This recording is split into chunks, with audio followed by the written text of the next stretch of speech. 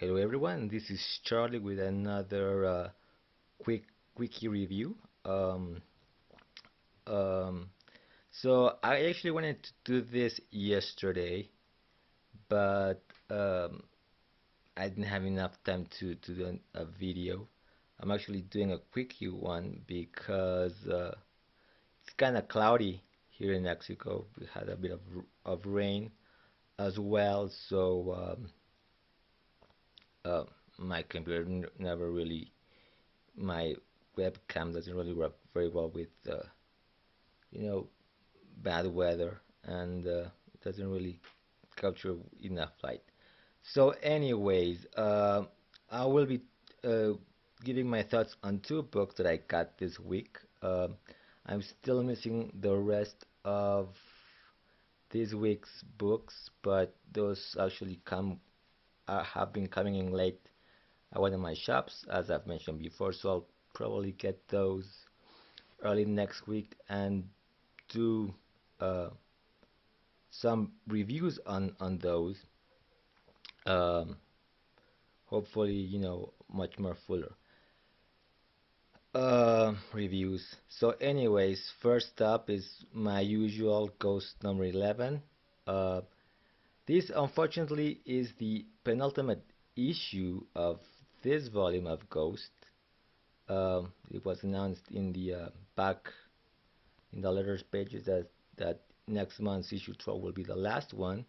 So I'm kind of sad because I think there's still a lot of story left to be told.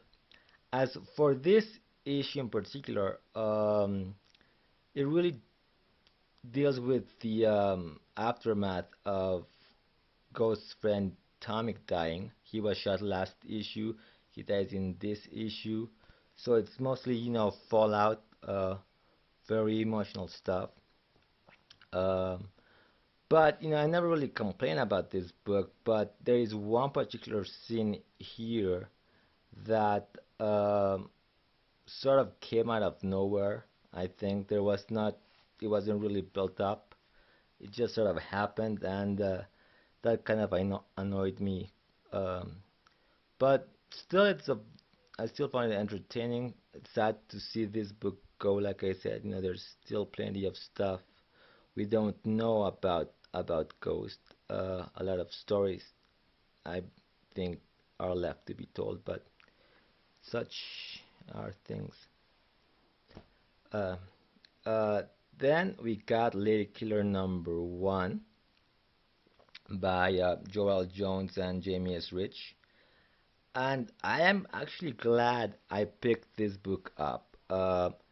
I saw the ads on the Dark Horse books, so it kind of piqued my interest. I actually checked the preview on Dark Horse's website and said, "Yep, I'm gonna give this a try."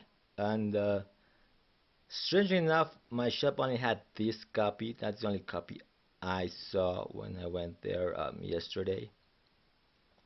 So I pretty much snatched it up.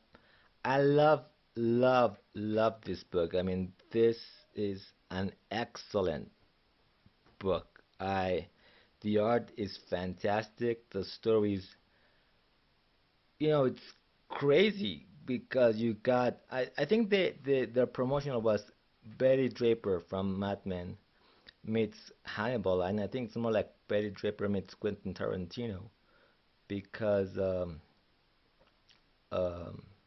it's just crazy violent, but not to the sense where, Hannibal is an actual, monster.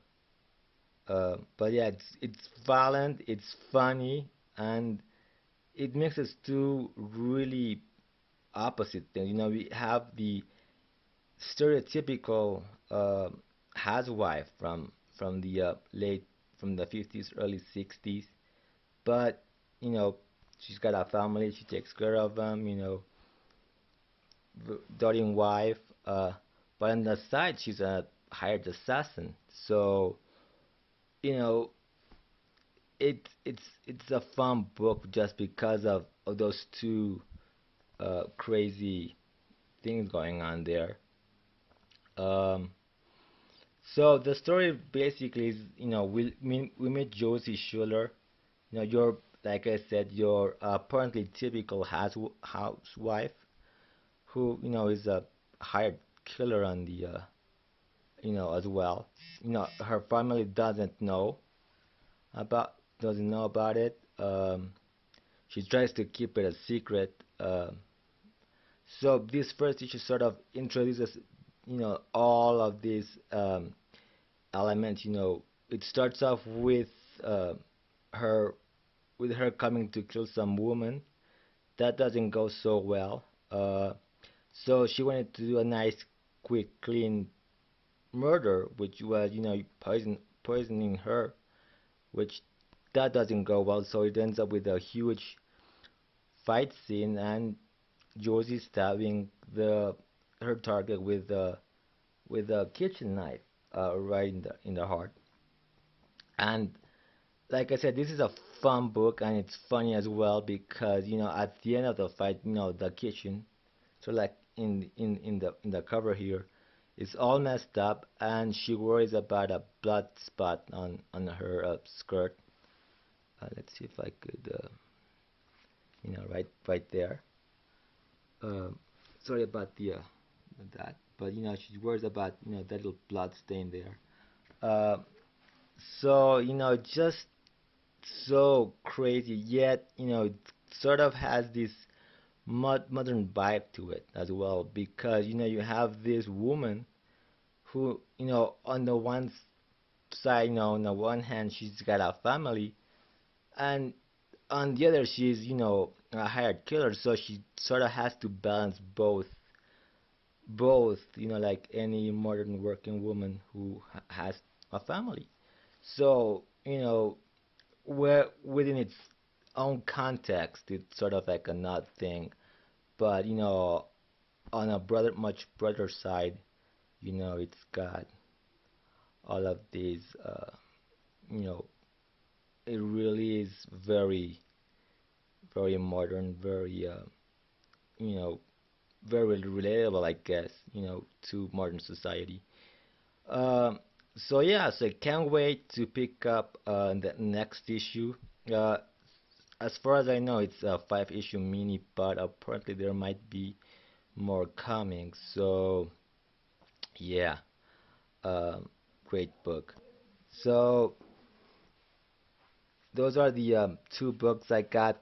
You know, the two books I actually was able to get this week, and I gotta tell you, Lady Killer was pretty much my most anticipated read of the week. So I will see you next time with the reviews for my DC books, which are the ones that I'm missing: Action Comics, Green Lantern, and Green Arrow. So until next time, keep smiling.